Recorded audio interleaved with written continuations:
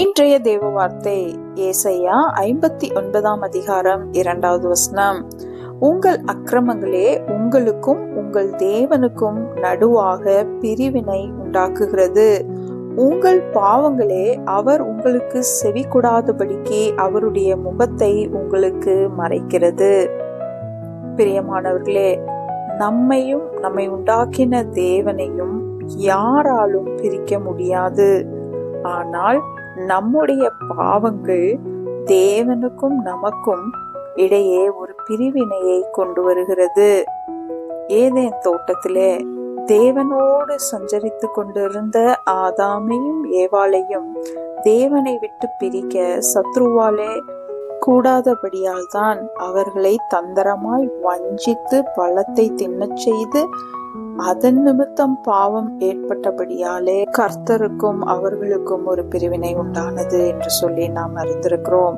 பிரியமானவர்களே, சத்ரு நம்முடைய தேவனோடு நாம் வைத்திருக்கிற உறவை பிரிக்க முடியாது. ஆனால் அதே நேரத்திலே நம் பாவங்கள், அதாவது நாம் தேவனுக்கு விரோதமாய் செய்கிற பாவங்களும் அக்கிரமங்களும் தேவனுடைய உறவை நமக்கு துண்டிக்க செய்கிறது. நமக்கும் தேவனுக்கும் இருக்கிற உறவைக்குள் ஒரு பிரிவினை உண்டாக்குகிறது.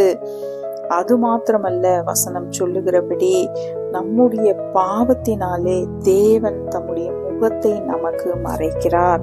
நமக்கு செவி கொடாதபடிக்கு அவருடைய முகத்தை மறைக்கிறார். ஆகவே நம்முடைய ஜெபங்களுக்கு பதில் வராததற்கும் நம்முடைய பாவங்கள் ஒரு காரணமாயிருக்கும்.